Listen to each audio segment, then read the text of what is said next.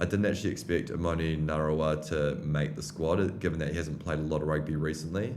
But he's been a part of the All Blacks system for a few years now, and they'll understand sort of what element he brings. But I would have personally almost had picked a more specialist fullback.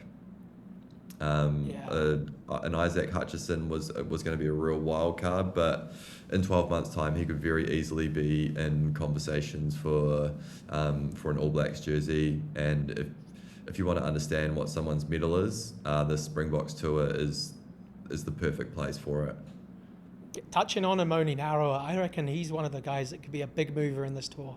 He's suited Yeah, to playing against a team like the Springboks, where their kicking game is going to go up. They're going to go after the high balls. They're going to stick it up in the air, because I think everyone recognises this is probably a weakness for the All Blacks, the high ball.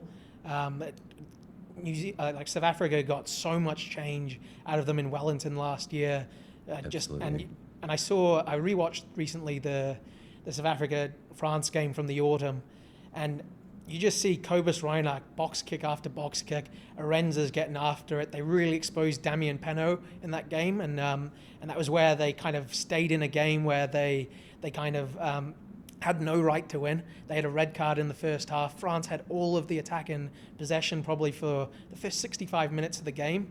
They only stayed Yeah. in it via like an individual try by Cobus Reinach, but they stayed in, and then eventually the momentum swung, and sure enough, they were able to score three really quick tries. And that's the danger of the Springboks. You can dominate them for 70 minutes, but they'll never go away. Um, Hmm. so what do you reckon they'll be targeting on this All Black side, and what's New Zealand's weakness here? Because for me, the high ball is a big one. Yeah, I think they're going to be targeting the aerial battle, especially in the first couple of games. They're going to want to test them out there. New Zealand haven't seen a lot of it over July. France didn't kick to them. Italy didn't test it, and Ireland barely tested it at all. They've obviously employed the new method around the aerial box kicks, where they're now sort of sending the winger back to chase that, so that they're almost running alongside the person that's chasing, leaving the fullback to sort of hold off, and then as that ball sort of comes down, the fullback can attack it and bring it back from there. So I'll be interested to see how that starts to work through for the All Blacks. I feel that the Springboks will also try and identify that they'll identify that this All Black defensive system isn't fully set yet. They haven't really been challenged in certain areas, and they'll be using their physicality to try and just to create cracks, create chinks in the armour. I thought what the South Africans did against the English, Scots, and the Welsh was they actually identified all the opportunities around the breakdown and made sure that they tightened defences, which then if the outsides come up and look to take space, it creates massive holes across the line where the Springboks can use their speed to cut the All Blacks open. So I'd expect them to keep people honest around the breakdown, and then tighten defences in order to create bigger gaps in the mid and out channels for the All Blacks, and see what they're really made of out there. Get some people to make some decisions on the spot that they're probably not used to, and they'll put the ball in just behind, just like Pollard did for Jesse Creel against Scotland. Before you know it, they'll be away, and the All Blacks will be wondering what Plan B is for the defensive setup. So there's plenty of great matchups and great strategies that I think both teams will employ across the series.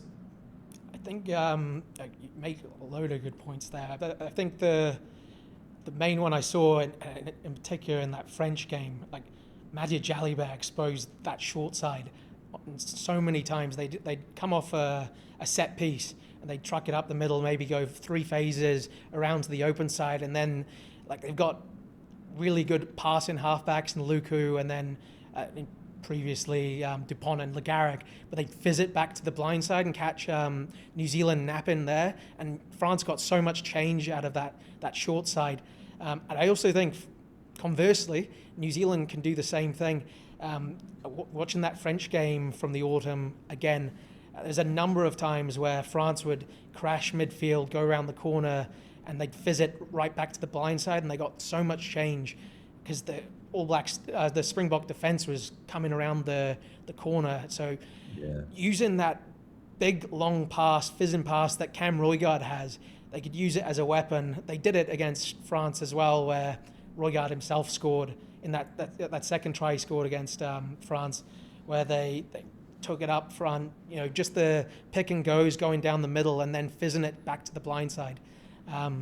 It's definitely a weakness in the current All Black defence, but conversely, they can expose South Africa there as well.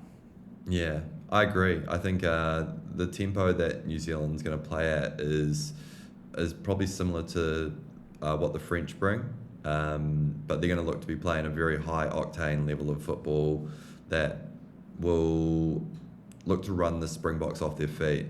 And what I've seen from like the involvement rates of the wingers so far for the All Blacks is they're going to pop up anywhere with a number of touches, and they'll be breaking down the Springboks defensive system, identifying where their weaker defenders or their slower defenders are, and they'll be moving the All Blacks wingers and outside backs into positions that can isolate those defenders and pretty much once they've got them run off their feet, use their speed to get through the Springboks defence and then feed off each other. Lots of support play, lots of keeping the ball alive.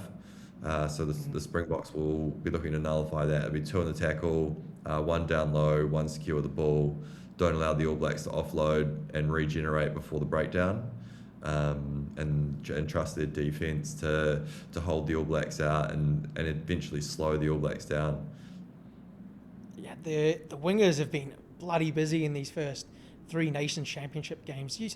The off-the-ball work rate of Will Jordan is something to behold, but touch on another player, Josh Morby, just coming into the squad off the back of a brilliant Super Rugby season with the Hurricanes. He's so busy off that blind wing as well, and I think you can see it's kind of a hallmark early on that the back three, I'd put probably their GPS numbers must be through the bloody roof, man. And you see it off set pieces as well. The layers to their attack, which we probably hadn't quite seen before.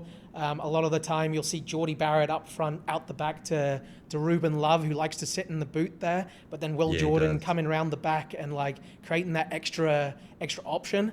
And it's creating so much space for Mackenzie's running riot at the moment, man.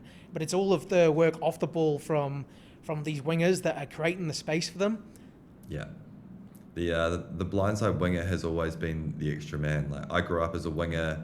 I was always told that as the blindside winger, you're not out of the play. You create the extra man. That is your role. When there's 6v6, it's just you coming from the blind side to create that 7 makes people rethink who they're taking. Who's your man? Are the shoulders going in? Are the shoulders going out? Where's the space? Pop up wherever.